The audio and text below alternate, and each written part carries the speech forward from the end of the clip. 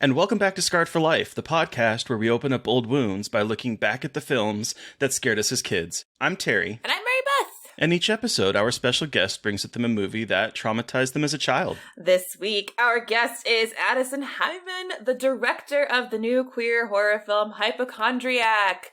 Addison, hello. We're so excited. Hi. Yes, I was going to cheer, but I wasn't sure if I should cheer because we don't know the vibe yet. Yay! But I was going to be like, yeah, boo, boo, boo. No, I do air horns on this podcast with alarming regularity. So, Good. Last time we talked about your movie on the podcast on our Little Cuts episode, I openly sobbed about your movie. So I'm excited to chat with you. Yeah. Oh, that's yes. I mean, you're literally on our poster. You're quoted on our poster. So I mean, you knew this, but it was really fun to be like, yeah. So it's cool. I like people who like my movie. I don't like people who don't like my movie. You know what I mean? But that makes me scared though, because if we're still friends and I make another movie and then you hate it, I have to be like, oh no, and then I'll have to push you off a cliff, because that's how it works. Yeah. It's okay. Yeah, I know. I get you can choose the cliff, but oh, thank you. Okay, cool. I like that. There's some choice in it. I'll accept that. Yeah. Can you wait and before the podcast is finished, like we're done, and it's before you push her off the cliff? Because kind of need a co-host. Well, all Terry cares about is having a co-host. You can kill her all you want. Just make sure I don't. Well, I mean, so far she's so good. She likes my movie, so we're good. But if you say anything negative, off the cliff you go. Okay, cool. But like I said, you could choose a cliff. But we're not here to talk about cliffs. We're not. Although let's jump off this cliff and dig into. I don't know about that segue, but let's take it back to the beginning. How did you get introduced to horror? My father. Okay. My father, I mean, I think he knew he had a precocious gay child, so he tried to make me be a part of all the sports. And then when I wasn't into that, he got me into all the horror television. I mean, I'm specifically talking about the X-Files. So that was my first slant into it. And then the first rated R movie I'd ever seen was Lake Placid. And I almost chose Lake Placid for this, but then I was like, that was when I was in fourth grade, and it didn't scare me. And I was watching it on a 4x3 television on a VHS from Blockbuster. It was cool. I was hanging out with my twin friends, and Sandy. Oh my God. Wow. I have not thought about them. And Nia, Sandy and Patrick and Nia. You're never going to listen to this, you two, but hey guys, how's it going? Shout out to them if you're listening. Yeah, it's been since 10 years old. Anyway, this does not matter. So then obviously I started, the sleepovers happened, movies happened, and then more horror was involved. And then I really, really started getting into horror when I had my mental breakdown, which is what my movie's about. But it was one of those things where it's comedy stopped being entertaining. And so I started watching horror movies for comfort, and now they're kind of comfort. And so now I don't get scared by movies. I just go, when I get jump scared, I'm like, haha, nice. I'm just like, oh, you did it. Cause I so rarely get scared anymore. Yeah.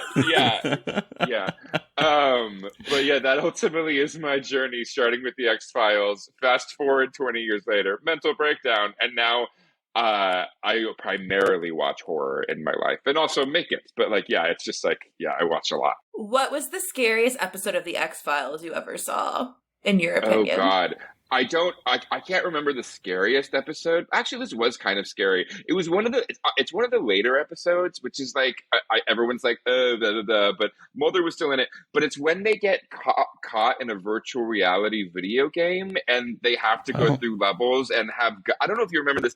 I don't know why this is a specific one that's in my brain, because obviously there are other ones, but that one specifically is enraptured in my head, mainly because part of me thought it was so cool, but also the idea that you could die in the video game was such a big part of it.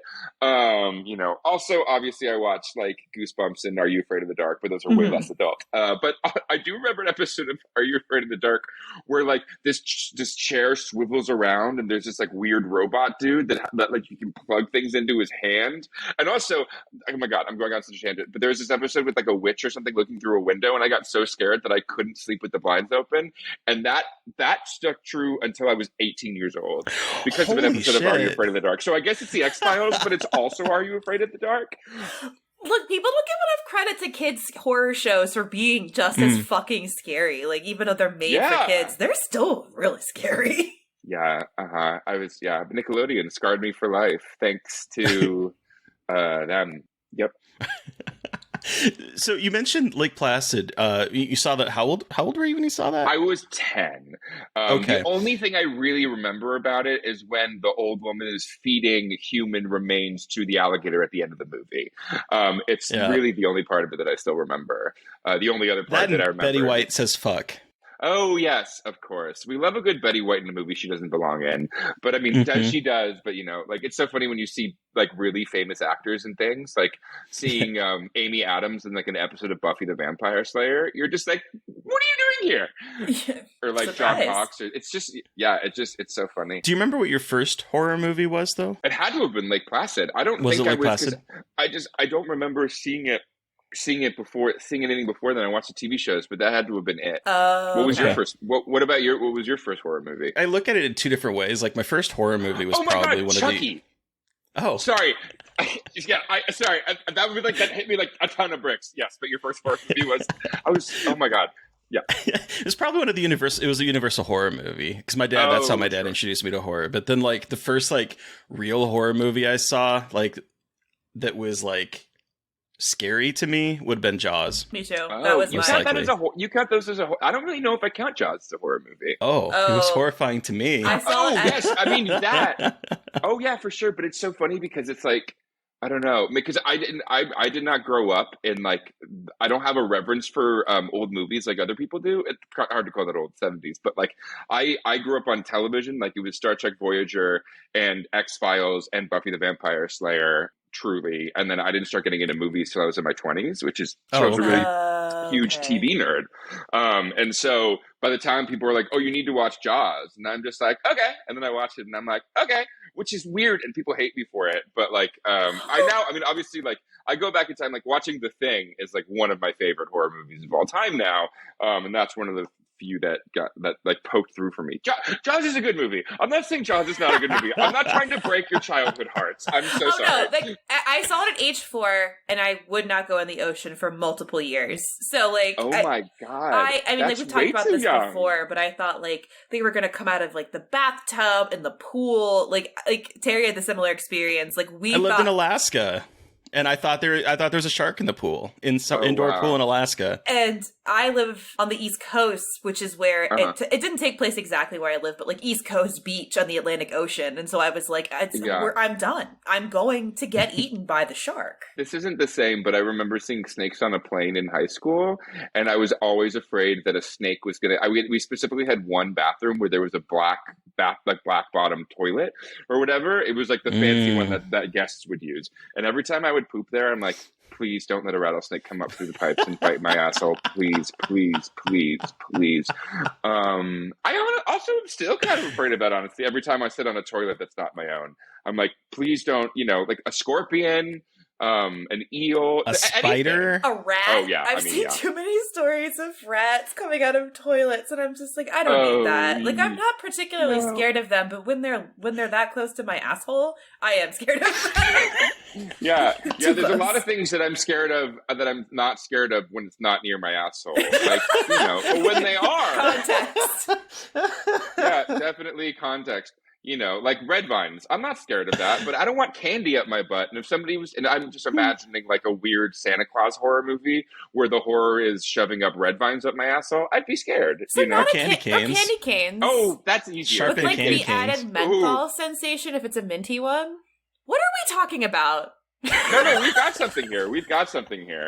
Your next movie is a holiday horror where Santa shoves giant candy canes up people's ass. Shit up people's butts. No, but we start with, the candy canes just get bigger and bigger and bigger. And then he ends up fisting you with his claws that are just teeny gel candy canes. So then he starts scratching the inside of the colon. Anyway. That's horrific. I'm here for it, though. We need more fisting LGBTQ horror. I always said. I have a pretty graphic ass eating scene in my horror movie, and then the next step obviously is fisting. So there's no going the other direction. I mean, there is, just it's going to be followed by blood. Anyway, wow. Where do we go from here? I got it. So you mentioned that you don't really get scared. Like, you have jump scares in their comfort movie, which, like, horror is comfort, which it is for me too, but I'm curious, like, the last movie that really got under your skin and scared you. Oh, yeah, that is a good question. I feel like, it's a movie that's not out yet, it's another, there's actually two queer ones. Look out for them. They're actually, one's called Wesera, and it premiered at Tribeca, and Michelle won the Best New Director award. And then the other one is Swallowed, that's going to be playing at Fantasia, that was at Overlook. So like shit like that really gets to me. Wesera was so good. Yeah, I was blown away by that movie. And me and Michelle we were just at Neuchâtel, which is a fantastic film festival in. It is fantastic, but it's a fantastic film festival. NIFFF. NIF. It's very similar to Fantasia and their audiences. They all yell at the screen during the commercials. But anyway, we were just there this past week in Switzerland, and I got to see her movie, and we got to be like best friends. So look out for Wesera. Yeah, I know. I miss her. Cool. They're all at B-Fan right now, and I'm so sad. I'm glad to be home, but also we're going to be in Montreal next week anyway. Yes, we're going to be in Montreal. They say Montreal. Not me. Yeah, it's okay, Terry. Well, you're with us from the ether. I don't know. The void. I'll be there in spirit. Yeah. Yes.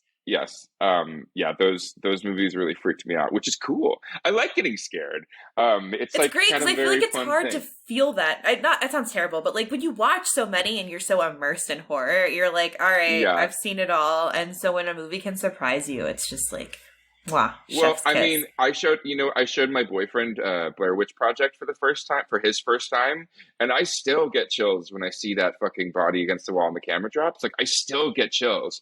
That movie freaks me the fuck out, and I'm so titillated. I'm just like, yes, like, I'm glad that a movie made in the late 90s, independent of its like kind of like, word of mouth, this is real, this is not real, I can still get so freaked out by it. Right? Mm-hmm. Oh, it's incredible. I'm also curious, when you started getting into horror, like you said in your 20s, after your mental breakdown, what was the first movie that like really got you into horror? Was there a particular film that kind of was your entry point? Honestly, I think it's like jumping the gun, but I mean, the Scream series, like that was like my way into horror, but like, man, I remember watching this during my mental breakdown. This movie called like The Wailing. Oh yeah, what a movie to watch during a mental breakdown. Well, yeah, I know. It's just so. But that was when I discovered like Korean horror. So that's when I started watching like Old Boy and like obviously The Wailing, and like I mean I've been a fan of Bong Joon-ho stuff forever, and some of it, yeah. It's so funny how like Parasite is considered horror, but I guess it is. Anyway, we're talking about The Wailing, and I think honestly what. I don't know if like you notice this, but like whenever a child actor is good in a horror movie, like the movie is like almost always good. I want to say almost always because I'm sure there's a good child somewhere where the movie's bad, but like that little girl, like literally being possessed and like cutting up her family, I'm just like, oh my snarf. Oh my stars. I don't know why I said snarf. What's that from? I love it. That's from Thundercats. Rhino snarf, yeah. Yes, but I like, me and my roommate always go, oh, snarf. But yeah, man, it's so funny because once you start, I'm just saying that a bunch. It's so funny. Nothing's funny. I mean, we're laughing, but it's not so funny anyway, it's like Mandy Moore in that episode of Scrubs when she's like, that's so funny. And everyone's so upset about it. Was there a question? Did I answer the question? I'm going to drink some water. You did. Wow. Thank you. No problem. So we've talked about your mental breakdown. So let's talk about Hypochondriac, which came out of your mental breakdown. Wow, look at that transition. Yes. We did it, Joe. We did it. Yes? We got there. Before we ask about the movie, can you give our listeners a little bit of a breakdown of what the movie is about? Yeah. So I'll give you the long version because there's a lot of moving parts. But basically, it's about a young Potter, whose name is Will, and he's gay, and it's based off of me. And so he's therefore attractive. He doesn't have a great mustache, but it's a decent mustache. I realize that this is a podcast. I have a good mustache, listeners. Anyway, your mustache is fantastic. It's a good mustache. Okay. Man, I wasn't looking for compliments, but let's be real, I'm always looking What if we were just like, no, your mustache sucks? Like, what if we just said that I think I would just slam the computer shut. Interview over. Yeah, me and my boyfriend have this joke, and we do that to each other every so often when we're like far away and FaceTiming. We're just like, so we'll be like fake upset and just like fucking shut it down because this interview would be over. Because my being gay is like number 2 on my identity, but my mustache is number 1. So don't fuck with either of those identities, please. Anyway, my God, the synopsis. Okay, so I'll just do the short one because the long one will get me derailed. It's basically about a guy who starts losing functioning of his body and is haunted by a man in a wolf costume while his mother is leaving voicemails telling him not to trust his boyfriend. And so the confluence of the injury and losing himself with his arms and seeing the wolf and the mother's voicemails turn into a spiral of obsession that causes him to crack. And that's the movie. There's more to that, but that's the basis of it. And before you ask, yes, Donnie Darko, it was inspired. And yes, it is a beautiful homage. And Noah will not be asking or taking any more questions. Shit, I fucked up the joke. Whatever. It's fine. But is it based on Donnie Darko? Not based on Donnie Darko. It's a lovely little homage. But no, I will say, like, I mean, part of the reason I really love that movie and why I homaged it is because you have like Patrick Swayze acting a fool and the substitute teacher being as she is, and Drew Barrymore just screaming "fuck," and at the same time you have like Donnie on the bed with his mother, and he's like, "How does it feel to have a wacko for a son?" And she says, "It feels wonderful." And that's in the same movie. And I just love those kinds of tonal shifts within genre. It's my favorite thing, especially when dealing with mental illness, because like, yes, there's horror. Yes, there's thriller. Yes, there's psychological aspects, but it's also funny and dramatic and weird and human and all over the place, because ultimately that's what mental breakdowns feel like. So that's more the tone of my movie. It's less like, oh God, and more just like, ha ha ha, oh no, please don't die, Addison. And I mention this every time I tell the movie. It's like, hey, this is based off my mental breakdown, but just so you know, I'm still here. And then it usually gets a big applause because they cheers for me for being still here, and I feel really good about myself. And then maybe I do a cartwheel, even though I don't do cartwheels. But just imagine that I do a cartwheel, and then they watch. I'm imagining right now, listeners. He just did a cartwheel, and it was thank you. Fabulous. Yeah. It's really except every time I've tried to do a cartwheel, I just roll over and hurt myself. Anyway. So it's a miracle that you just pulled one off perfectly right now. Yeah, it is. That's what I'm hearing. It's a total miracle, especially with my scoliosis and bad lower back, which I'm suffering from right now. My back pain because of that cartwheel. Oh. This needs to end. This bit needs to end. So this is what. So that's basically what my movie's about. This is what you get when I have a Diet Coke right before something I have to record. I love it. Yeah. But okay, so what was it like then to make a movie based on your own mental breakdown? Like, how much of yourself did you put into this? Besides, obviously, all your mental energy and emotional energy, but like from your experience. Yeah. No, I mean, a large chunk of it, honestly. I'd say a little more than half, maybe even like 60 to 70%, depending on how. I mean, I didn't see a wolf. But all the voicemails that my mother was leaving me are transcribed in the movie. The scenes with my father are real. The scenes with the boyfriend are not necessarily real because there was a bunch of characters. I mean, characters. Friends. They're friends. They're not characters. They're friends. I have friends. I just didn't have a boyfriend at the time, so I kind of combined his character. All the doctor scenes are pretty... So, like, a lot of it. A large swath. I mean... But it's more of an emotional retelling than an accurate retelling because ultimately, just because it happened doesn't mean it's interesting. That my friends love to tell me that. They're like, your suffering doesn't matter, Addison. And I'm like, I know. Anyway, no, they didn't say it like that. I'm kidding. I have good friends. You gotta have friends that keep you grounded, bring you back to reality. No, honestly, no. But I mean, if I was going to really like find funding and have to do all this bullshit for like financing and stuff, I needed to have something interesting. And it turns out that like I didn't. There are some things that just weren't. yeah, it's pretty. It's honestly, it's like an emotional retelling. So a lot of what I wanted to capture was like the emotion of what it was like to crack, rather than like the exact retelling. But funnily enough, a lot of that ended up in there anyway. I mean, this all makes sense to me because when I watched this movie out of South by, I think it was South by, wasn't it? At South by, is that where? Yeah, that's where we premiered. Yeah, so many festivals. Like hard time keeping them all straight. But I thought that was out of South by, and the thing that like really hit me was like how authentic it felt, and how I mean, without getting into spoilers, how it kind of subverts a lot of tropes we see in horror dealing with mental illness. And that was something that like by the end of the movie, I was crying, I was bawling. It just like really affected me in such a, I don't know, melancholic but hopeful way, like at the end. And I loved it. I love that feeling. I love getting that feeling. Any movie that can make me feel that way. Yeah, I really appreciate it. And I'm glad that, because it's funny because a lot of it is, it's like, it's almost always women, and it's almost always, you're crazy, never mind, it's ghosts. Like, it's like, that's kind of the trope that we fall into a lot.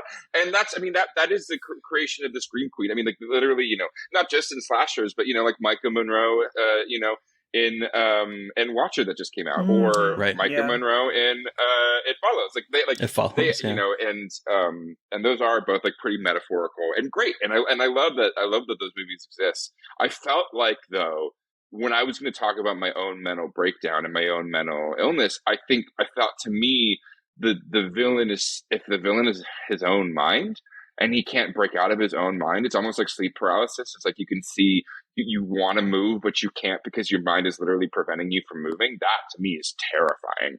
So, like, I was like, I'm not interested in telling you what really happened, because ultimately what you're seeing is what he experienced. It doesn't really matter what happened. That's, to me, even more dangerous, because, I mean, that's how he ends up, severely burning his arms at one point, because he literally thinks there's a child in a hot clay furnace, and like things like, so like, but you wouldn't know that because that's not what you were experiencing, what you were seeing, because you were just experiencing things through his lens.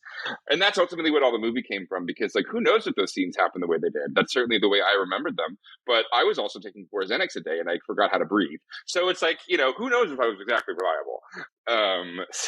So it's funny, the longer we talk about my mental breakdown, the deeper I can go into like kind of the horrific shit that I like usually don't say. But like, it's like, oh yeah, my arms, but I also lost functioning of my leg. I also lost sight in one of my eyes. Like,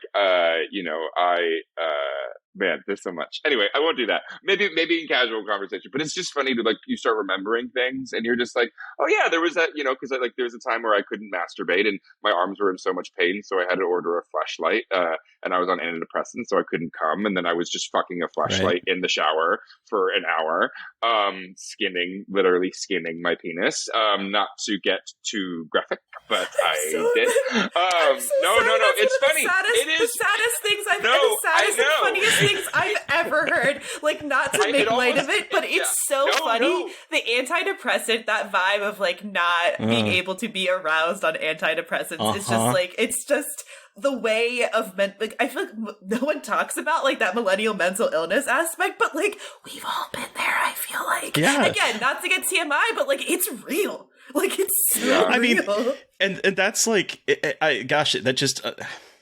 I didn't come out till later in life. I didn't come out until later in life. I came out when I was 30. And at the same time that I was coming out, I started taking antidepressants. And so that whole thing of like finally embracing your sexuality, but also being like, I feel nothing, is like, that's a horrible experience. Well, it's just like a constant balance, because like, just because you're medicated doesn't mean you're fixed. And like, therapy is also involved. And, like, I've been on antidepressants for a while now. So I feel like I figured out how to both be sexually intimate and fix my brain, because ultimately, like, if I had a priority, it's my brain, not my coming, not my shooting white liquid over places. Anyway, listen, Diet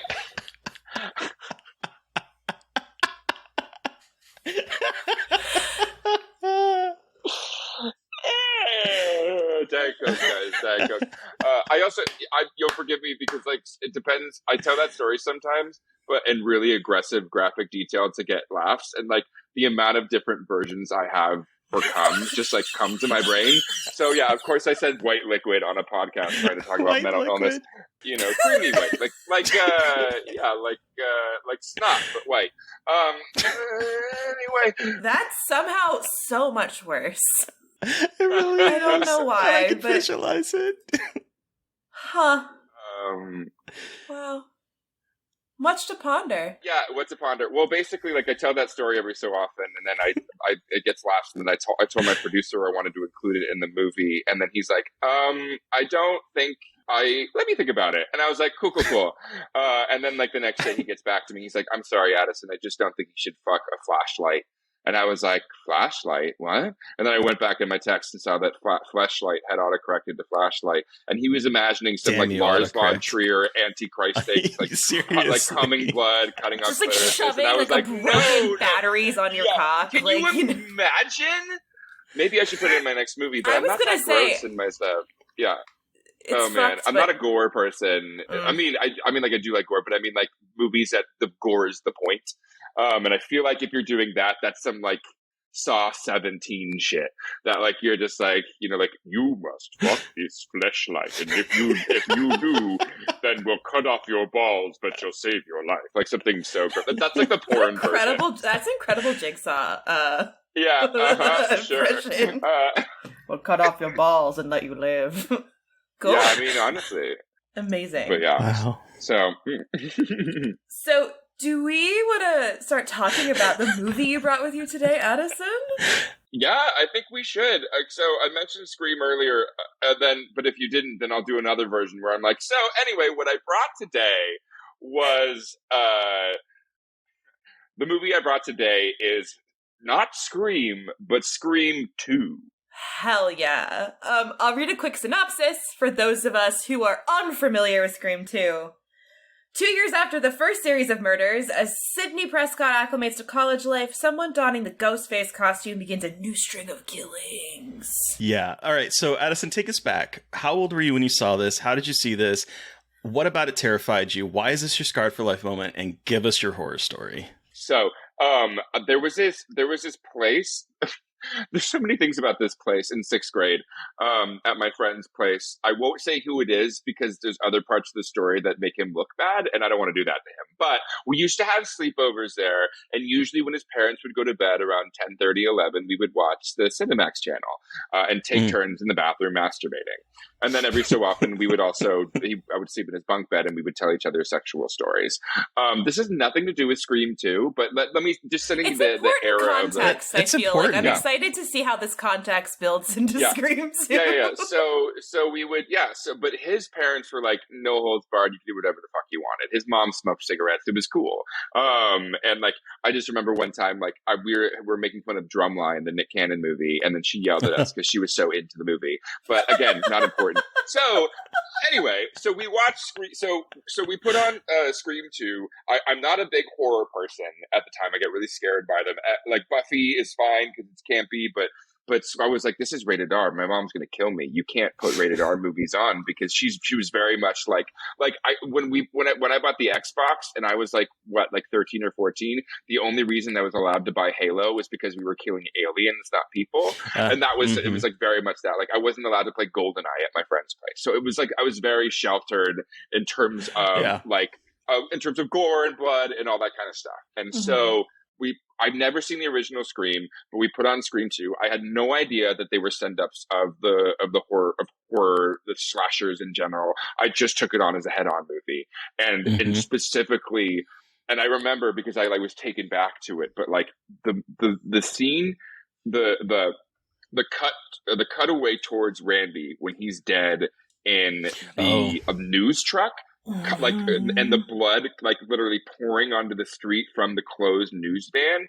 That is what I remember so specifically as a child. And also watching Sarah Michelle Gellar die during Buffy the Vampire Slayer is, I mean, and also, so that's the thing. And I'm sure they played off of that because it was like 97, 98, something along those lines. 97. So like it was, 97. So that was right. So Buffy started in 1986, and it was right when what was happening. I don't know if they're doing it on purpose, but to watch her be Buffy and then die fucking crazy. And so Ghostface specifically was always, I would like that night, I remember having lucid dreams in which we were still in the same place and Ghostface would come out of the television and try to kill me.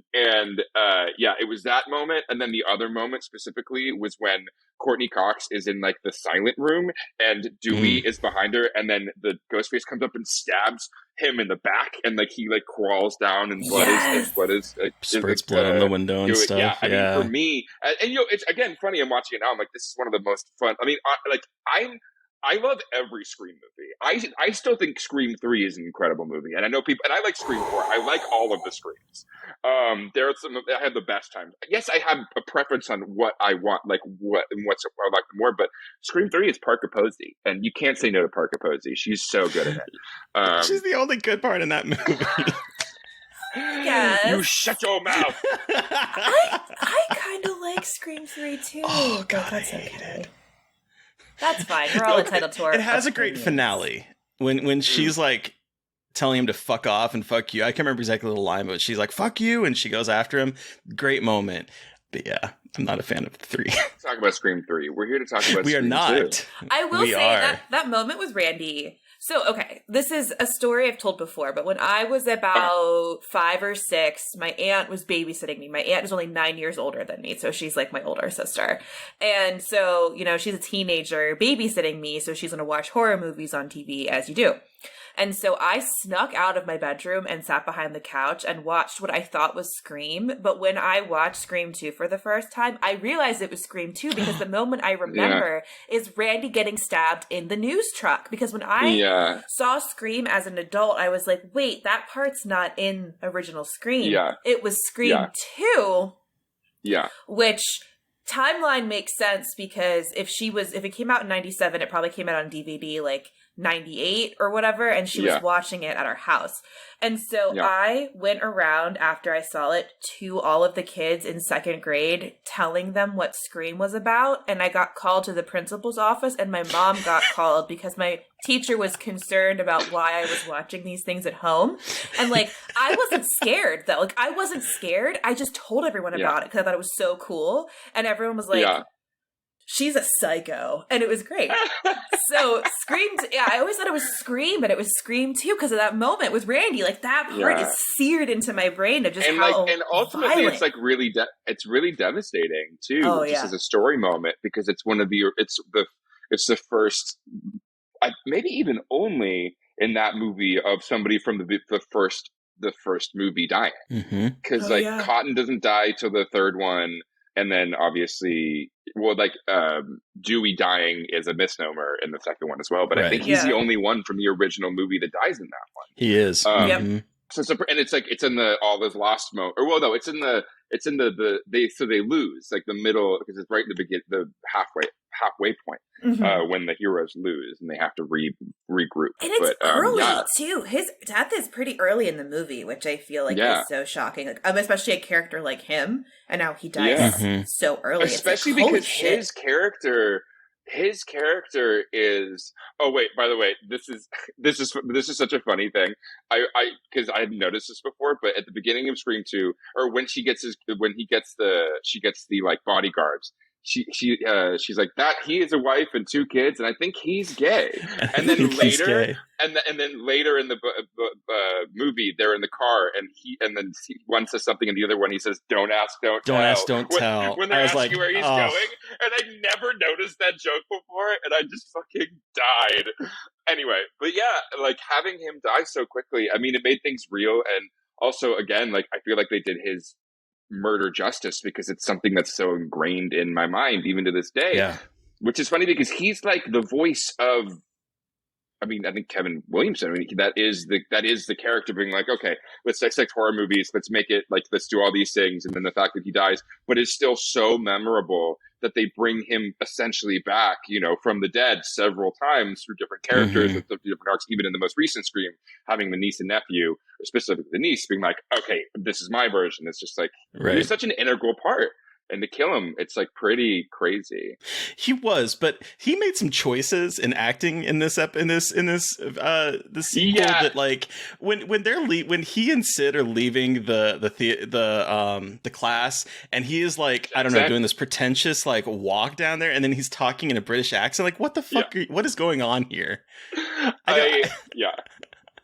It's so out of place. And then what I do love is that when he sits down with Dewey and he's like explaining, you know, here's the sequel tropes: the body count's always bigger, death scene's more elaborate, carnage candy, and he's like, and then there's one thing to know: never ever. And then he gets interrupted. It's like, yeah, okay, whatever, kid. We're moving on from here. And it's like, what is the third rule? It was, don't turn your back and get upset on the phone before you're then dragged into never ever insult the killer.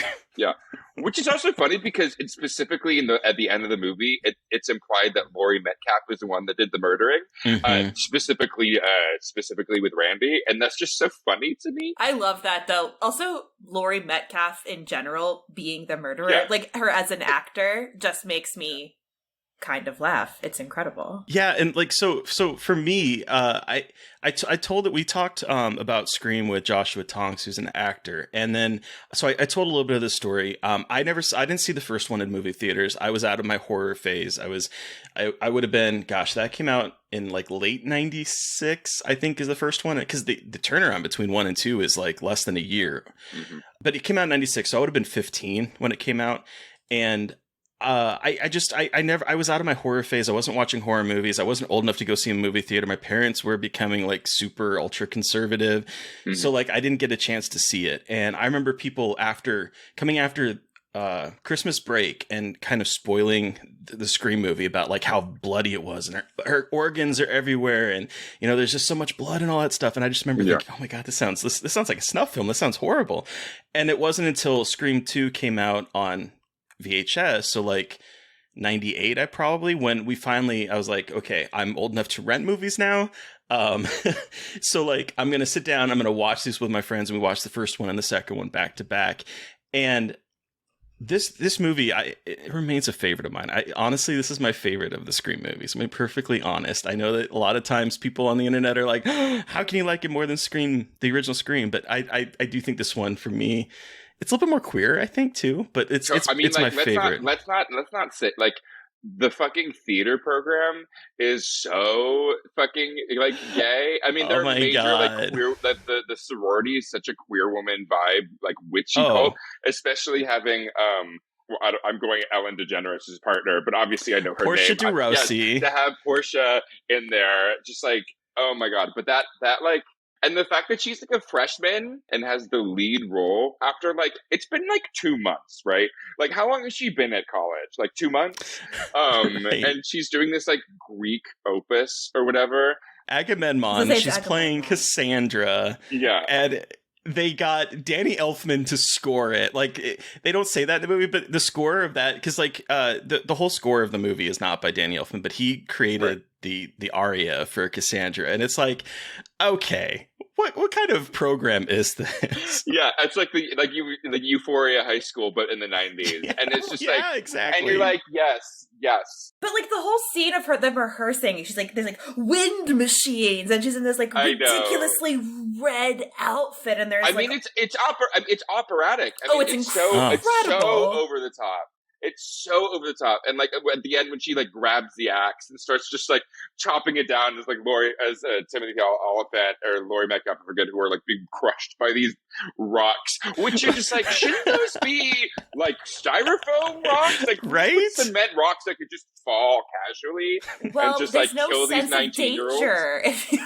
We have to kill the college students to make it feel real. This is college theater, man. I love that there's like the British director, and it's just like he's like convincing her, and he's like, we need you, darling. And you're just like, man, like I love that, because I went to theater school, and like obviously our budgets were not up to those budgets. But we also didn't do operatic Greek theater in my time. So also question, like, what did she do with her theater degree? Did she like leave theater? Because we jumped to Scream 3, and she is like hiding with like in a house with her dogs, and then she like is a trauma like therapist for phone calls. But like, you know, maybe there's a world as if like Scream was made now. Like I know Nev Campbell doesn't want to be a part of the new trilogy, the Scream 6, but maybe she's like secretly like a TikTok star and she just like makes TikToks now.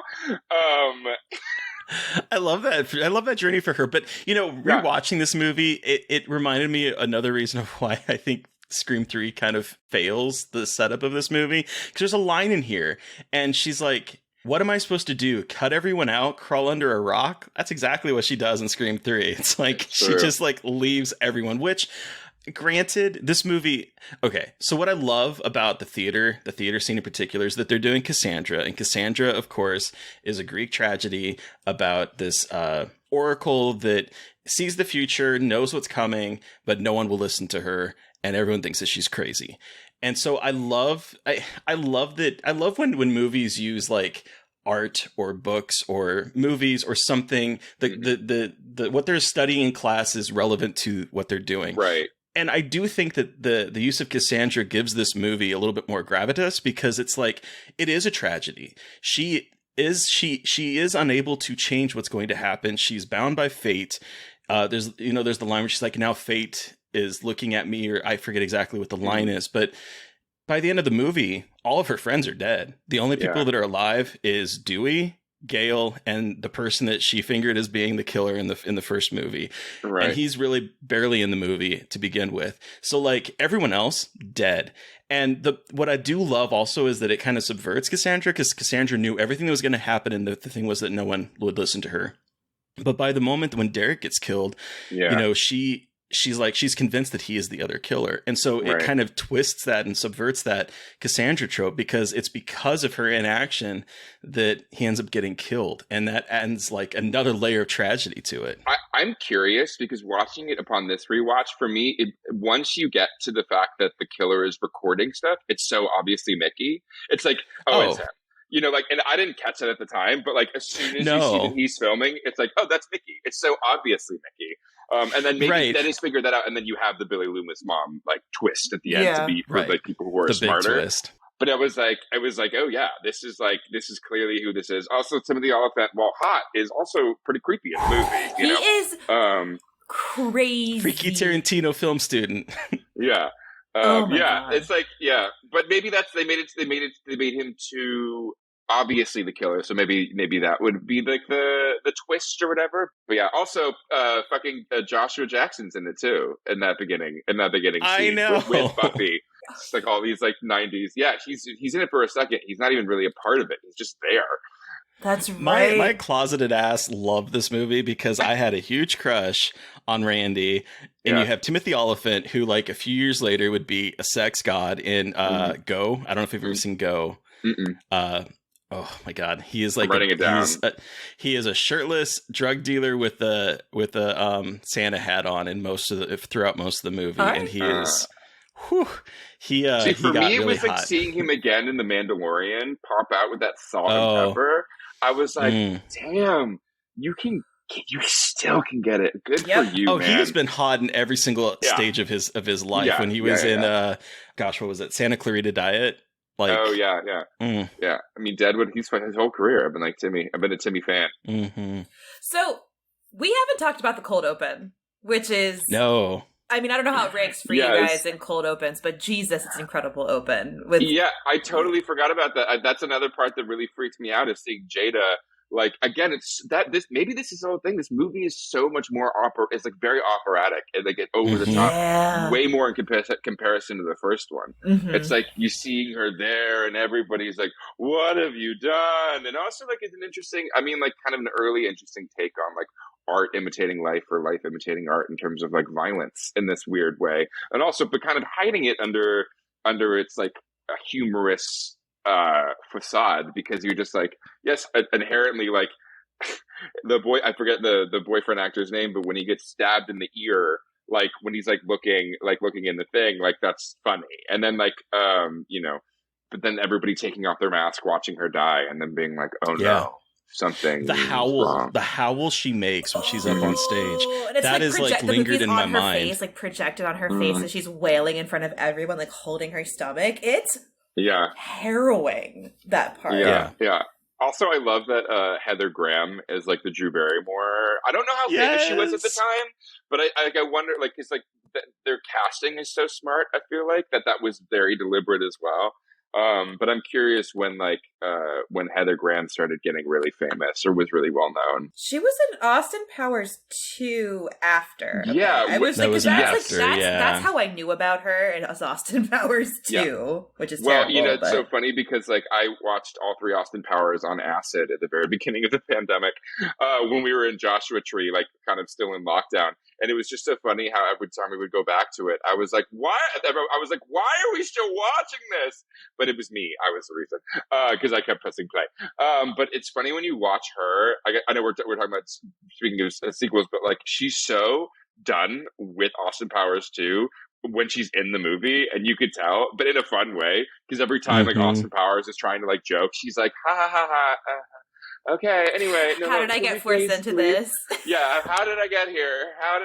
I didn't know that Heather was in Twin Peaks. Yes, she was in Twin Peaks. She was in Twin Peaks, and she's also in Boogie Nights before. So that Boogie Nights is a big one. The Roller Girl. The Roller Girl and Boogie Nights, which is 97. So I feel like she was one of those people that people like were aware of as like an up and coming like star, I think, at that time period.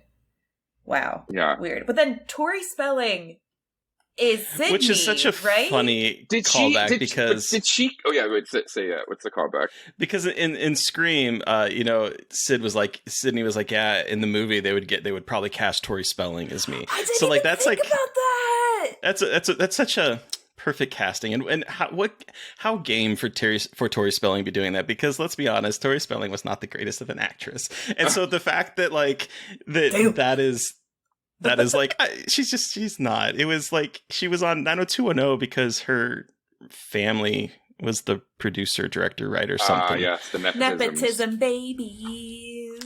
And that's the reason she was in it. So like the fact that she was game enough to like be made fun of at Scream and then come in and play Sid, it's just I had like so much more respect. But I love and Luke Wilson as Billy. I know, that's so funny. To me, it's like Jennifer Beal in BoJack Horseman. But I don't know if you watched BoJack. Who is BoJack? She was Jennifer Beal. She played the same. She played herself. Okay. Yeah, and she kept being like, yeah, I just created this new fragrance, B-list. Like B-list, B-list as in Jessica Biel, Jessica Biel, Jennifer Beal. Oh my God, my brain. Yeah, B-list. As in Jessica Biel. I think we're saying the same thing. Is the joke? But like anyway, I appreciate actors who are game for that kind of thing. So, but she wasn't in the third one, right? As Sydney, it was. Oh no, my brain farts. Brittle Bones girl, or was she? Hollow Bones. Oh my God! From 30 Rock? It was 30 Rock. Hollow Bones. What is Emily Mortimer? Emily Mortimer. Oh, that's. I was like, Hollow Bones. Ow. Oh, my bones. I love that. That's what I pull out of my ass. Like, she's a very famous actress, and yet, no, listen. That's how Terry would know it. Terry's a 30 Rock is my obsessed. life. Yeah, I have seen the show like dozens upon dozens of times. I can I will just randomly bring up 30 Rock in conversation. So the fact that you went there just makes my heart happy. Oh, that's so fun. Oh man, I thought of another terrifying moment in Scream 2 is when the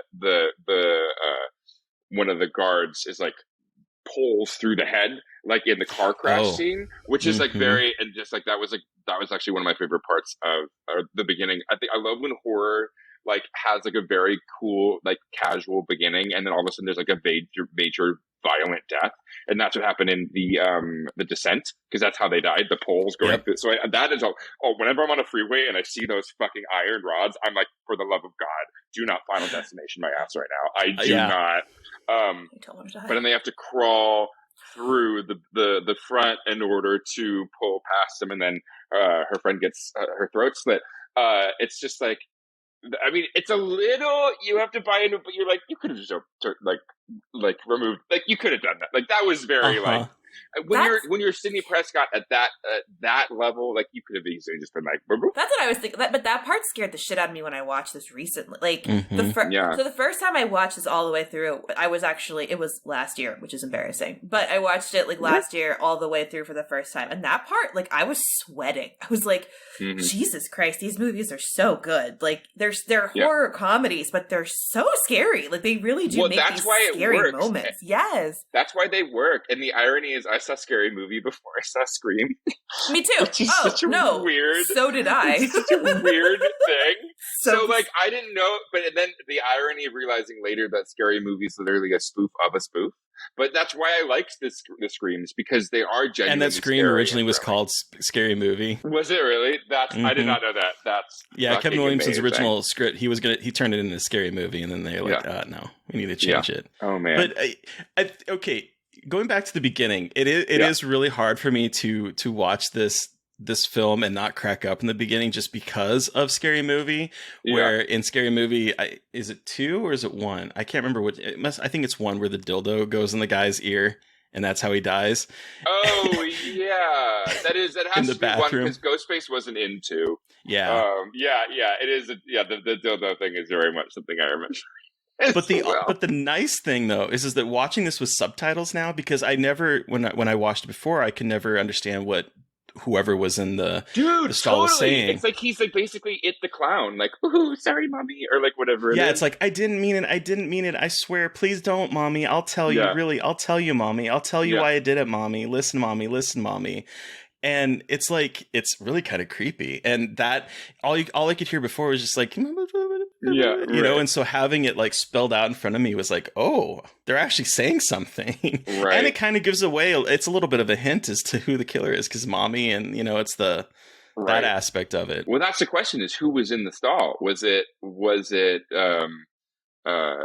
the mother, or was it Timothy Olyphant? Probably. My guess is, the thing is, I always just assume it's Timothy Olyphant, which is why it's like because that's the thing that they get away with is like, even in, specifically in Scream 5 when Dewey dies, I was like, okay, I get that the girl from Once Upon a Time in Hollywood, who plays a psychopath in that one too, is also like crazy, and I love when the hand sanitizer lights her on fire, but she's so teensy.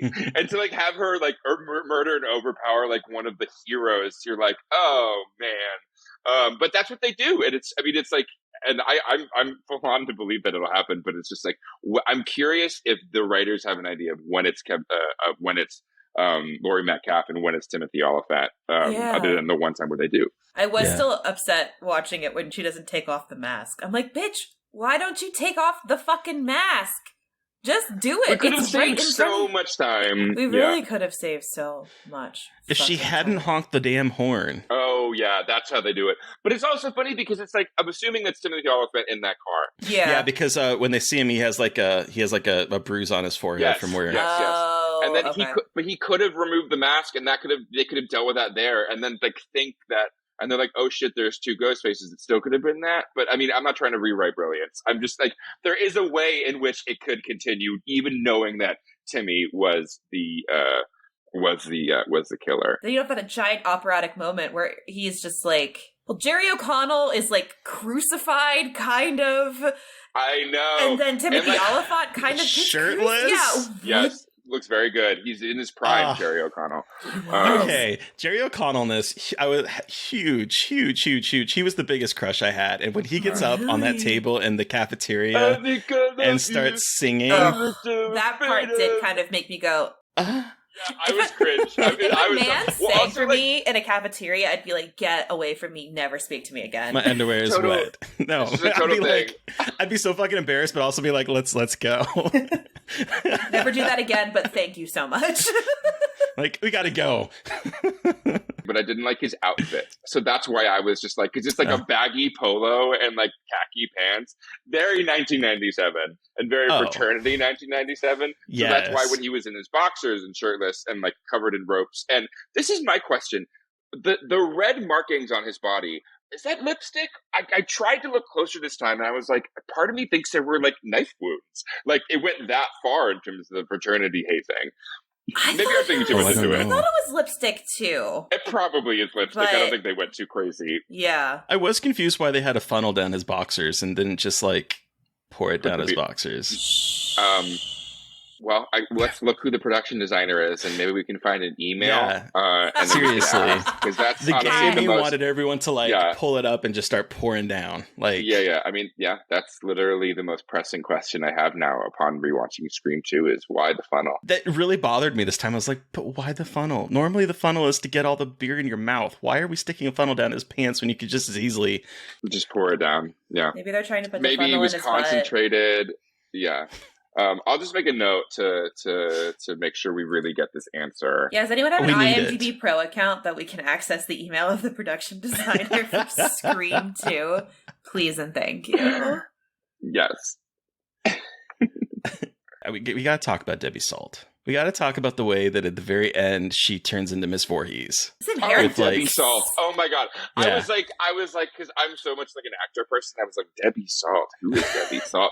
But yes, she very much. Yes, Laurie Metcalf turns into with her wide-eyed craziness. Because I know her. Obviously, we know her from Roseanne. But I grew up. Yeah. I went to college in Chicago and stayed afterwards for 5 to 6 years. So I've seen her act on stage a lot.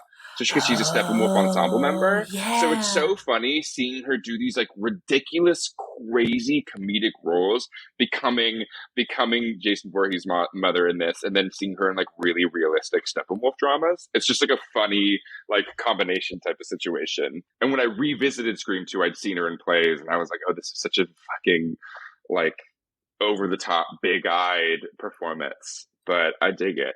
I don't know. I loved it. I loved her performance in this, and I mean, I watched it. I grew up in the. I don't know when it started airing, but Roseanne was huge, and I remember seeing her in that and being like, "Oh my gosh!" I forgot she was in Roseanne. Yeah, I mean, I watched a lot of Nick at Night as a kid, so that was like very much in my era. I watched a lot of Roseanne there too. Yeah, so it was always out of order. See, whenever like they would change the intro, I knew I was in a different part of Roseanne, and I was like, why couldn't you just play them? Whatever. TV was a wild time. We never knew that there was only like 2 seasons of Rugrats, but they just kept playing it over and over and over again. God. And then you just assumed that there were like 18 seasons. Great mind blown when I get like the shows on DVD and it's like, wait, what the fuck? There were seasons of this? I just thought it was like in perpetuity forever going on. Like no concept of that as a kid. That's so funny. But I also like she even looks like Mrs. Voorhees, like the haircut, like I mean, she's in more of like a suit situation, but she really has like the whole vibe of the Jason Voorhees. Right. But I was wondering, when Terry, you're talking about like Randy and what he was saying, I wonder if it was like never count out like a family member or something weird that would like allude to the mom somehow. Right. And I bet they did that on purpose because I feel again they kind of lead you towards Mickey pretty heavily, but then she appears and I didn't expect it that much, like as I didn't expect it at all. And so I wonder if it was like... I'm also a very stupid audience member, so whenever I watch something, I generally fall, even if it's really obvious. Like, I just got back, I was on an international plane from Switzerland to here, and speaking of Neve Campbell, I just watched Skyscraper, starring The Rock, and man, is that good. Is she in Skyscraper? Yes, she's the wife! She's the wife! She's The Rock's wife!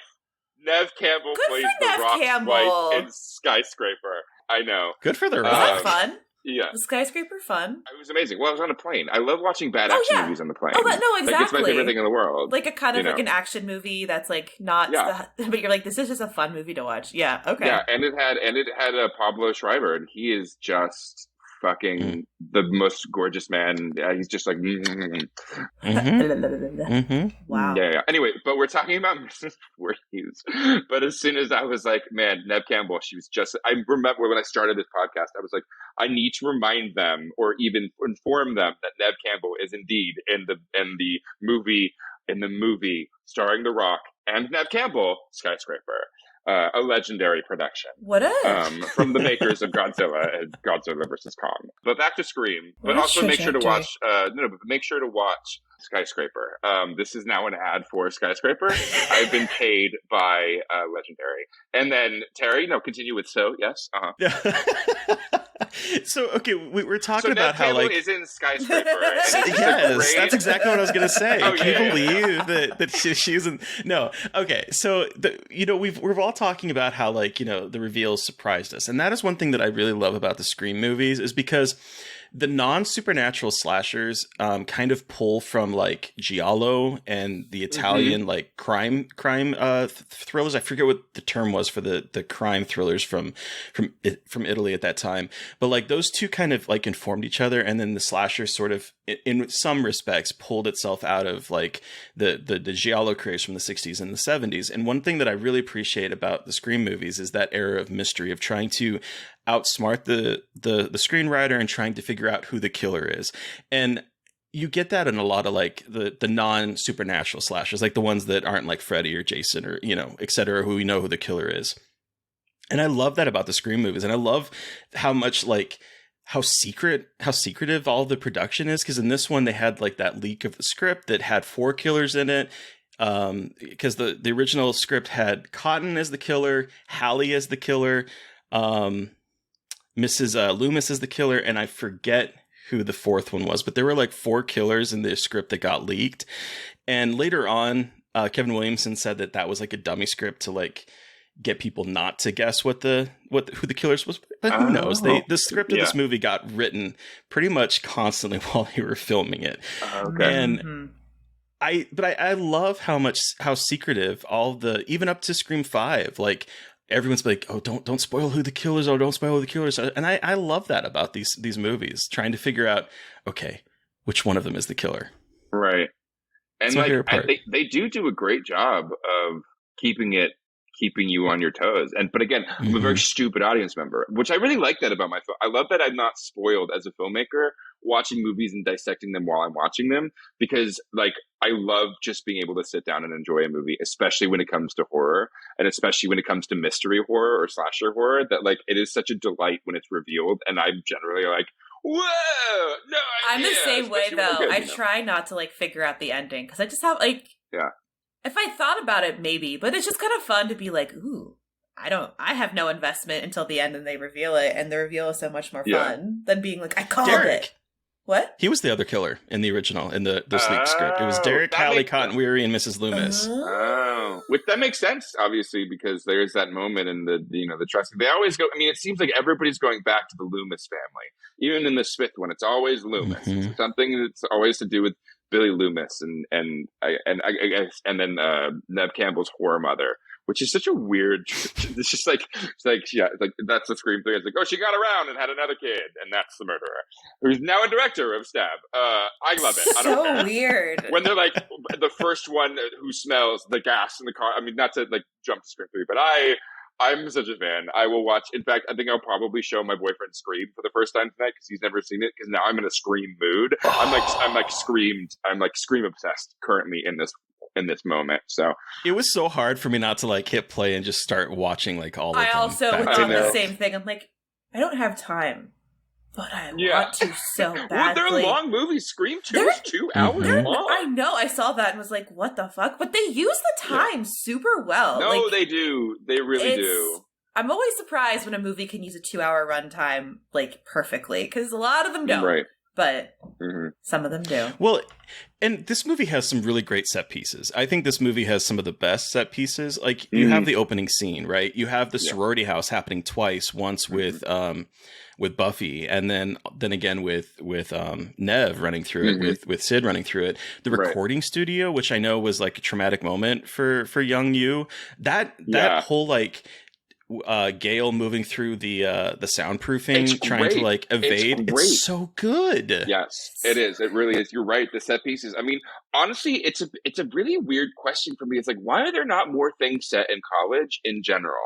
We're so obsessed with high school, but some of my favorite things have been set, like including Scream 2, in college, because it's not weird that they're fucking because they're above 18. You're alone from the first time, so you're doing all these things. It feels like you're an adult, even though you're not an adult. Like, you're in a town, like new area, new area, like all this kind of stuff. Oh, do we know where this college is supposed to be set? Like, that was my question. Windsor College.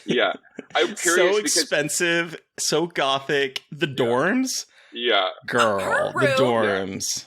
Yeah. Her L-shaped room. Yeah. Well, that was like, they did that in, maybe even homage to it, but they did that in Cabin in the Woods too, where like the college dorms are so ridiculously huge. Right. Oh, the redheads. I think it even might have been... the redhead's her college dorm room looks exactly huge. like that. Huh. Yeah. That just came to me right now because I remember it might even been the same, but maybe not. Yeah, that you're right. I mean, especially specifically of specific set pieces. You have the theater set that they had to build for this as well. Mm-hmm. Yeah. Okay, so I have to know which one is your favorite? What Scream is your favorite? What is your ranking? Ooh, shit. Okay. Scream top. Scream 2, Scream 5, Scream 3, Scream 4. Wow, but I love them all. Yeah. But I really love them all. And I really like it's so funny because even in Scream 4, I didn't realize that they were making a joke when the guy's like, "Oh no, I'm gay," and then the guy's like, "Huh?" And then he's like, "It's got to count for something, right?" And he gets stabbed. I thought that was him actually coming out.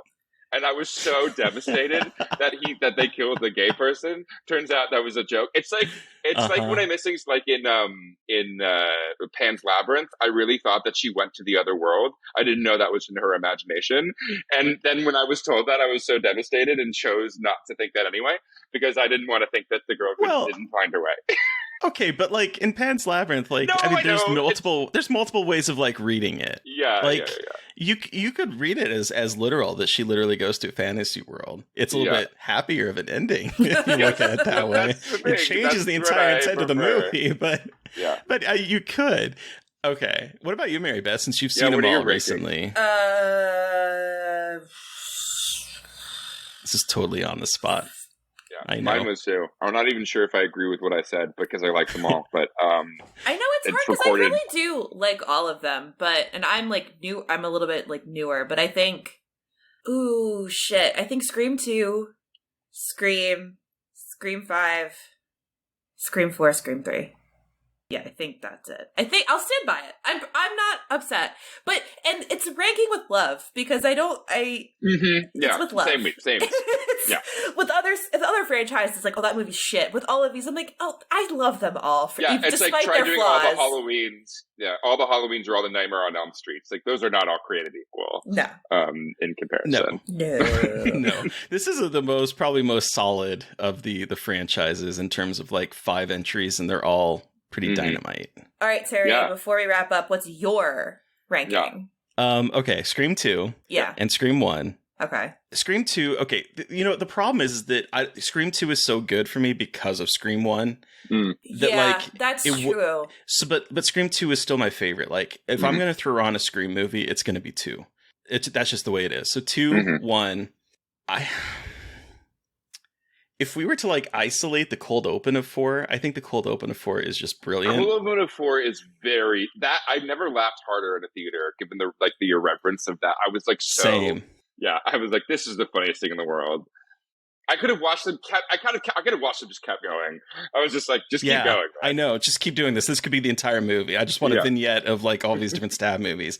And Scream 4 also holds like an important part to me because I saw it the day after it came out to people. Like this was like, I came out on a Saturday. I went to go see with my friend that I came out to on a Sunday. It's like, so it's like monumental for me in that regard. But like, I do think Scream 5 is a better movie than Scream 4. And then way in another basketball field. Basketball field? That's not even the right Scream term. 3. Scream 3 is like way court, friendo. I know you're gay and not into sports, but well, I think the best way to probably talk about that is like the other 4 are varsity, and like you're in the JV leagues or even the freshman league or like Major League Baseball, minor league baseball. Elementary school. You're learning. She's vicious. I do not like 3. I do not like 3. I rewatched it. I rewatched all of them in prep to go see Scream on opening night. Oh God, 3 was such a chore for me to get cream. through. It's not Scream, it's 5 cream. that age-old easy joke. It's 5 cream. I forgot about that. I fucking forgot about that. 5 cream. 5 cream. Okay. All right. So now as an adult, rewatching this movie, is it still as terrifying as when you first saw it? No, but I will say the one part that like took me back to me as a child was the unveiling of Randy dying. Like that to me is something that like I could see like it's like in Doctor Strange where they get pushed back and then all of a sudden they're a ghost. Like I got like pushed back into or Everything Everywhere All at Once. Maybe we like that movie a little bit more, but like it just like that moment of like going back to where you were in that sensory experience. Like it came back to me, and it ultimately scared me in a way that I didn't expect it to. Because I've seen Scream 2 like so many times since then. So to come back to it and even get newer things upon rewatching, especially the Don't Ask, Don't Tell joke. I like, to me, that's like one of the funniest little just throwaways that I will take with me now, being like, that was hilarious. But yeah, I mean, that moment has definitely scared me. Hell yeah. All right, so let's wrap this up and give this a rating out of 5. Terry, whose art program is like this out of 5? Do you give Scream 2? Oh, man. You know, this is like, okay, like I said, this is my favorite of the Scream movies. But like rewatching it now and thinking about it with a critical eye, because before it's just, I'm just watching it for fun. Thinking back at it as a critical eye and looking at it as like this grand guignol major Greek tragedy, it's so heartbreaking in a way that I don't think any of the other Scream movies are. The way that the movie ends with Nev just like losing everyone close to her and being unable to stop any of it is so heartbreaking to me watching it now, but also seeing Gale's like growth in this, because and that's again why I think this movie for me is better than the first movie, but requires the first movie, because at the very end of Scream, she's a reporter. She's grabbing her thing and she's like, I'm the first on the scene. I'm going to give you guys all the details. And by the end of this movie, once she realizes that Dewey is alive, she's like, fuck this. And she gets in the back seat of the ambulance and goes off with him, whereas she left him before. And that is like, whew. It makes me emotional, just like seeing that character growth for both of them in this season. I feel really bad. Yeah. Like, you're just like, oh, man. And so for me, this movie, this movie's 5. It's 5. Whose art program is like that out of 5 for me? I think this movie is a classic. I think it's as perfect as a slasher could be. What about you, Mary Beth? So I'm gonna give it 4.5. Crazy ass theater programs with too much money. So like 4, and then 1 whose budget was halved, but it could still do better than any other college drama department I've ever seen. All the reasons you said, it really, I mean, like I like it like a smidge better than Scream, but again, Terry, like you said, it's because they exist in like this relationship. It's like it wouldn't be good without it, and it's just always so impressive to me when a second movie can be so good. And it's not like it's like super rare necessarily, but it's not common either, and so it's always so refreshing to watch a sequel and you're like, holy shit, like they really are building and making this world and this mythos so fascinating, which I think a lot of slashers are, like the big ones are supernatural. Like I know Halloween isn't supernatural, but it becomes supernatural and there's like a supernatural quality to it, but Ghostface can get his shit wrecked constantly. In fact, he does. Oh, yeah. He does. He or she, just watching them eat shit is so entertaining to me. But it's amazing though, because it's like there isn't this there's a vulnerability to them, so you're like, these really are people who can get their asses whooped, and like that's so clear in this one, especially with the scene where she's crawling out of the window. And I just love like the humanity they really do put into the slasher and the way that they can change it out. Like you don't need to build into this weird mythos, but you can change out who the killers are, and it's so much easier. And I don't know, so Scream 2 really shows how you can use that formula to really make something special. And so I'm going to go to 4.5. Addison, you have the final word. What arts program is like this out of 5 do you give Scream 2? I guess I'm going to go with 4.75 out of 5. Let's say that drama department got a little more of an endowment and now is 75% of the budget, so it can keep up with it. Honestly, y'all, I think you might be convincing me that Scream 2 is the most superior film of all time, because thinking about it, you're right, they are in tandem between Scream 1 and Scream 2. Scream 2 can't exist without Scream 1. But Terry, what you were talking about with like the amount of empathy that you have and the amount of the operatic sense of the entire movie kind of based in this like kind of operatic classical theater style umbrella versus like Scream being very much like just like a high school slasher that's very much elevated its own self and commented on the fact that it was elevating itself and then did it.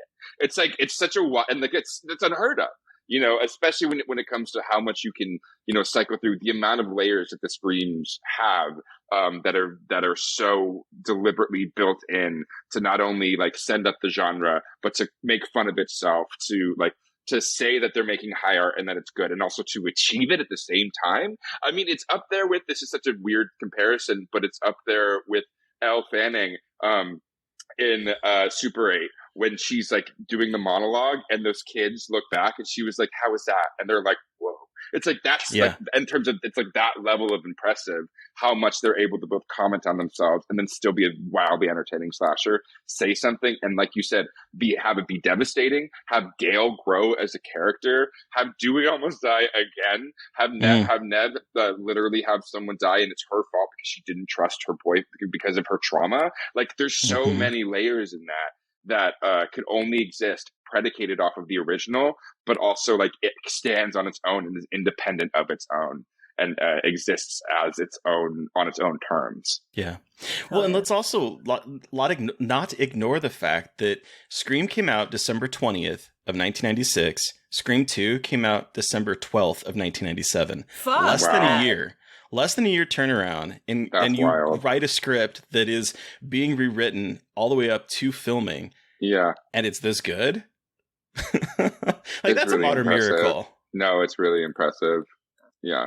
But yeah, so anyway, thank you so much, Addison, for bringing Scream 2 to us and just like allowing me to like think about it more critically than just enjoying it as a slasher. No, I agree. Thank you. Yeah. Where can our listeners find you, and what do you have that you can talk about? Yeah, listeners, I'm mostly on Instagram. I only use Twitter to doom scroll.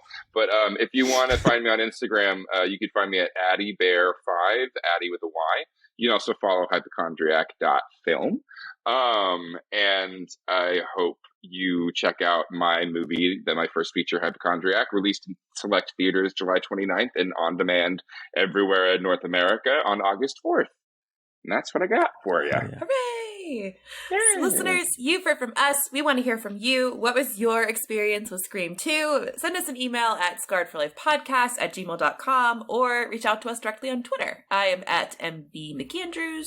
And I'm at Gaily Dreadful. And of course, don't forget to follow the podcast on Twitter at Scarred Podcast. And please don't forget to review, rate, and subscribe. Thank you to Eric Power for our artwork. Thank you to Sean Keller for our music. Thank you everyone for listening. Please stay safe out there, but most importantly, stay creepy. And until next time.